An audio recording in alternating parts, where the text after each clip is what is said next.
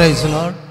దేవుడి నామకు మహిమలను గాక. మీకు అందరికీ యేసు నామములో శుభవందనాలు తెలియజేస్తున్నాను. కాబట్టి ఉదయకాల సమయంలో దేవుడు మనకిచ్చినటువంటి ఈ శ్రేష్టమైన తరుణాన్ని, సమయాన్ని వ్యర్థంగా పోకుండా కొద్దిసేపు దేవుని వాక్యాన్ని మనము ధ్యానం చేసుకుందాము. మరి యోహాను సువార్త 2వ అధ్యాయము 5వ వచనాన్ని మనము చదువుకుందాము. 5వ వాక్యాన్ని చదువుకుందాము.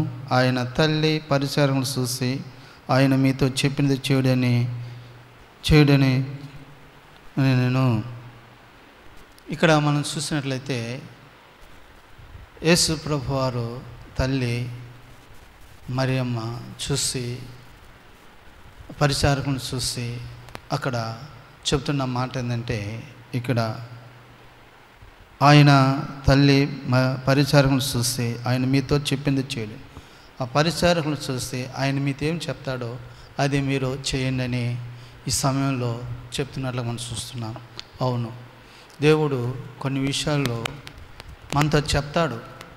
మనతో చెప్పినప్పుడు మనం వాటిని ఫాలో అవ్వాలా, వాటిని అనుసరించి నడుచుకోవాలా. నడుచుకుంటే నీకు సకల ఆశీర్వాదము దేవుడు ఇస్తాడు. నేను దేవుడు కాపాడి భద్రపరుస్తాడు. నీ కుటుంబాన్ని దేవుడు భద్రపరిచి సహాయం చేస్తాడు. వినాలా, విన్నప్పుడు విని చూడండి ఆయన చెప్పింది ఏం చెప్తాడో ఈ ఉదయకాలంలో ఒకసారి మనం ఆలోచించుకున్నాం. వివాహానికి పిలువబడినారు. మరి యేసు ఆయన శిష్యులు పిలువబడినారు. అక్కడ మరియా కూడా పిలువబడింది.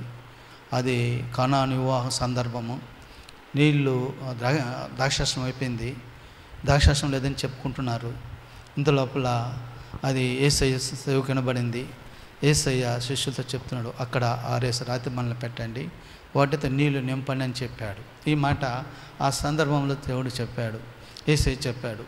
యేసయ్య చెప్పినప్పుడు ఆ పరిచారకులు ఏం చేశారంటే, మరో ప్రశ్న వేయకుండా, మరి మాట మాట్లాడకుండా ఏం చేశారంటే, యేసయ్య ఏం చెప్పాడో దాన్ని వారు అక్కడ 6 రాతి బాణలో నిండా నీళ్లు నింపి వారు ఏం చేస్తారంటే ఉన్నట్లుగా మనం చూస్తున్నాం.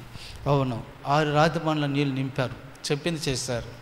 ఈరోజు నువ్వు నేను కూడా యేసయ్య ఏం చెప్తాడో మనకు అది మనం చేయాలా, చూడండి ఒక మాట ఆదికాండంలో మనం గమనించినట్లయితే 22వ అధ్యాయము 18వ వచనాన్ని మనం గమనించినట్లయితే ఇక్కడ ఒక మాట దేవుడు అబ్రహాంతో చెప్పాడంట.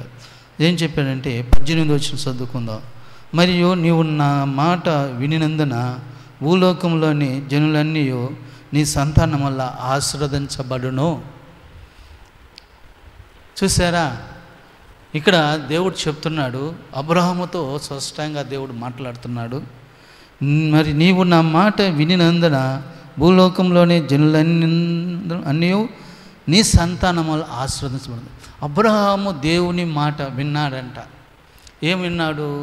ఆదికాండంలో 22వ అధ్యాయం 1వ వచనంలో గమనించినట్లయితే దేవుడు అబ్రహాంతో చెప్పాడు, అబ్రహామా, నీకు కానీ ఒక కుమారుడిని ఇస్సాకును నాకు బలిగా ఇవ్వటానికి మరి నేను చెప్పే స్థలంలో తీసుకెళ్ళి బలి అర్పించాలా.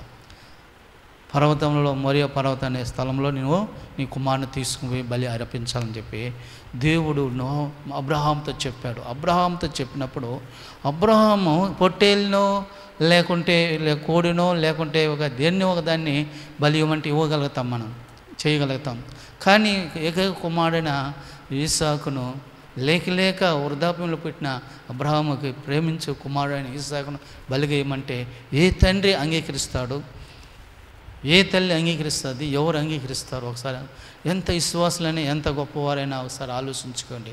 అయితే అప్పుడు అబ్రహామును మనం చూస్తున్నట్లయితే దేవుడు ఏం చెప్పాడో, నీకు కానీ ఒక కుమారుడైన ఇస్సాకును బలి అర్పించాలా, నేను చూపించే పర్వతంలో ఒక పర్వతం మీదకి మోరియా పర్వతంకి వెళ్ళి అక్కడ నువ్వు బలి అర్పించాలన్నప్పుడు దేవుని మాటకు విధేయుడై, దేవుని మాటకు లోబడి తన కుమారుడిని తీసుకొని, కట్టెలు తీసుకొని, నిప్పు తీసుకొని, కత్తి తీసుకొని గాడిద మీద ప్రయాణమై పనివారిని తీసుకెళ్ళాడు.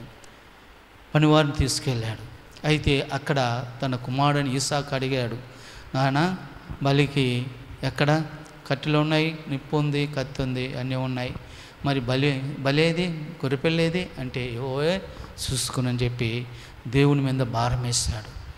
భారం వేసి వెళ్ళి ఇద్దరు కలిసి ఇస్సాకు అబ్రహాం ఇద్దరు కలిసి బలిపీఠం కట్టి ఆ బలిపీఠం మీద ఇస్సాకును కాళ్ళు చేతులు కట్టి పండుగను పెట్టి ఇస్సాకును బలి అర్పించడానికి కత్తి ఎత్తాడు అబ్రహాం. కత్తి ఎప్పుడు ఎత్తాడో దేవుడు చూసి అబ్రహాము అబ్రహాము ఆగు, నువ్వు ఇందువల్ల నాకు భయపడుతున్నావు అని చెప్పేసి అబ్రహామును అక్కడ ఆఫ్ చేసి పక్కనే కొమ్ములు తిరిగిన పొట్టేళ్ళుంటే వెనక తట్టు దాన్ని తీసుకొచ్చి బలి అర్పించమన్నాడు. దీనివల్ల అబ్రహాము దేవుని మాట ఏమైందంటే విన్నాడు, చేశాడు.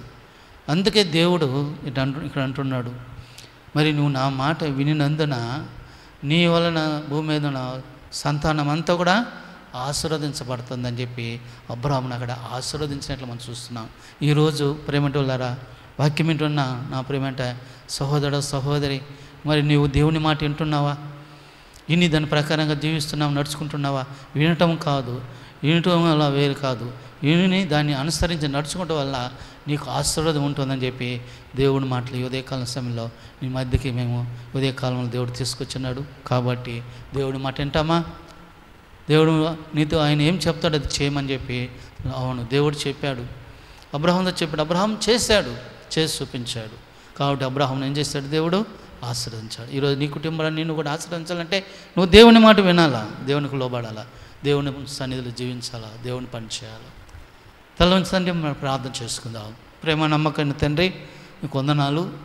ఏ కాల సమయంలో చక్కటి మాటల ధర్మాలను బలపరిచావు, భద్రపరిచావు. ఇంకా కూడా అనేక మంది రక్షించబడటానికి వినటానికి నీ మాటల ప్రకారం జీవించడానికి సహాయం చేయమని, సాతాను లయపరచమని, స్థిరపరచమని వాక్యాన్ని సహాయం చేయమని యేసు నామమున ప్రార్థిస్తున్నాను తండ్రి.